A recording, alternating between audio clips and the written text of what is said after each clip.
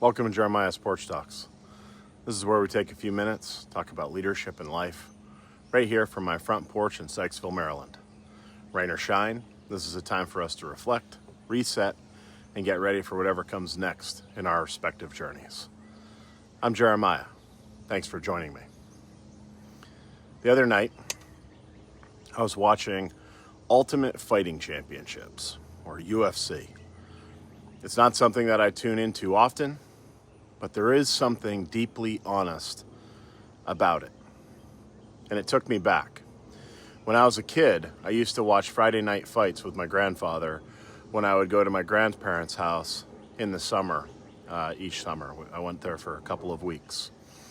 My grandfather served in the Army, where he had been a sparring partner for some of the soldiers who were training for different fighting types of roles. And he absolutely loved the sport, not just because of the brawling and the physicality, but because of the discipline, the timing, and the heart behind every jab and counterpunch.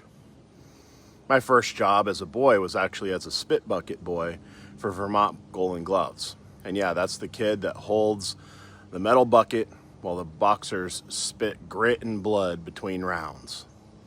I was 7 years old the first time that I got into the ring with those grown men. You learn a lot in that position. Not necessarily about fighting, but about surviving.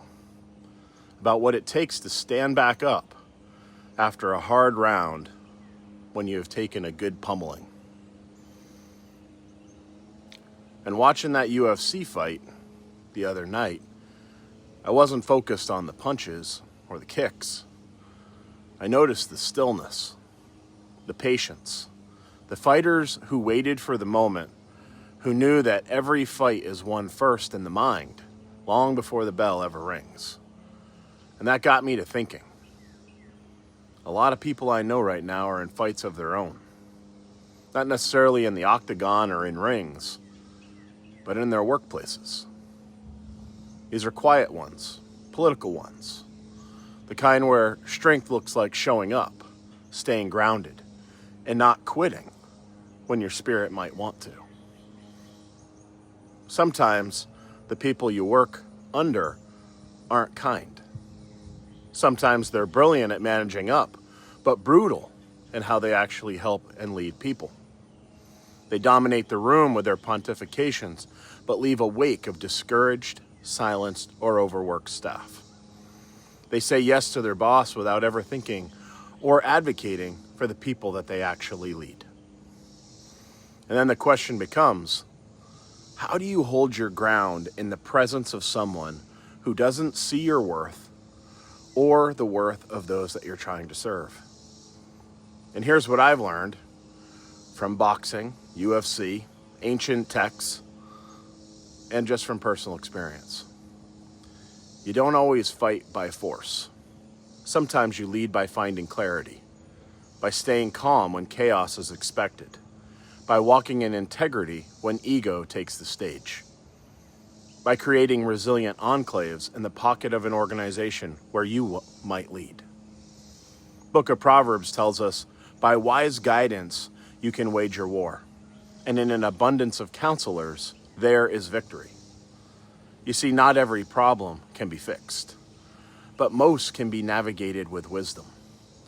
Great leaders know the terrain. They don't rush into conflict unprepared. They build trust, they gather allies, they wait for alignment, and they lead with dignity that doesn't need applause. Sun Tzu taught us all this in his book, Art of War. If you wait by the river long enough, the bodies of your enemies will float by. That quote isn't about revenge. It's about resilience. It's about knowing you don't have to rush the process. You just have to walk your journey with intention in the middle of that environment. Toxic leadership doesn't always fall by force. Sometimes it crumbles when the people beneath it choose a better way and live it out. I know it's not easy. I know it can feel lonely and feel exhausting, especially when doing the right thing doesn't get you noticed right away. But trust me when I say this, there's power in restraint. There's momentum in grace. And there's lasting credibility in showing up day after day with consistency, competence, and compassion. You don't have to match their volume or their rage to prove your value. So if you're caught under someone who leads with fear or control, or they feel like they have to be the smartest person in the room, don't give them your spirit. Stay steady, keep learning, watch the terrain, and above all, protect your light.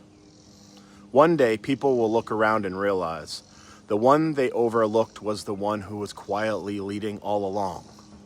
Not with noise, but with courage, and with wisdom that won't be shaken. That's it for today. Thanks for spending a few minutes with me on Jeremiah's Porch Talks. Rain or shine, I'll see you next time. And always remember to keep the most important things.